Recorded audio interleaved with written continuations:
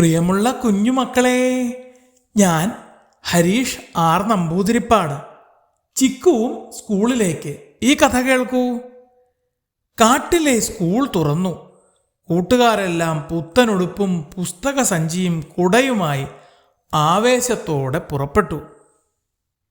ചിക്കുമോൻ മാത്രം യാതൊരു ഉത്സാഹവുമില്ലാതെ മരപ്പൊത്തിൽ ചടഞ്ഞുകൂടിയിരുന്നു.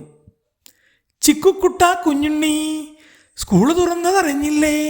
പൊത്തിലിരിപ്പത് മതിയാക്കൂ, പുസ്തക സഞ്ചി എടുത്താലും.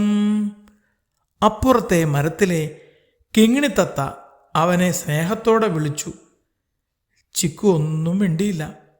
അതുകേട്ട് അമ്മയണ്ണാൻ പറഞ്ഞു, മോളെ, അവനെ വിളിക്കണ്ട.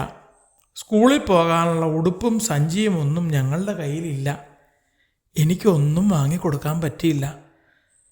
അത് കാരണം അവനെ സ്കൂളിൽ ചേർത്തില്ല. കിങ്ങിണി വിഷമത്തോടെ അവിടെ നിന്ന് പറന്നുപോയി. നിരവധി കുഞ്ഞുങ്ങൾ വരിവരിയായി നടന്ന് സ്കൂളിൽ പോകുന്നു.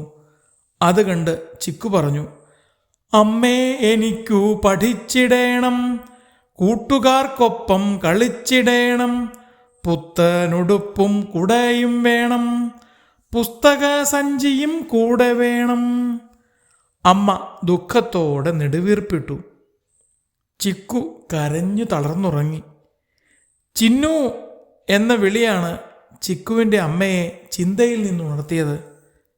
എന്താണിത് ചിന്നു? മോനെ സ്കൂളിൽ ചേർക്കാത്തത് കഷ്ടമല്ലേ? നോക്കുമ്പോൾ തന്നെ കൊച്ചു ക്ലാസ്സിൽ പഠിപ്പിച്ചിരുന്ന അമ്മിണി ടീച്ചറും അപ്പുണ്ണി മാഷും പുതിയതായി വന്ന ചില അധ്യാപകരും.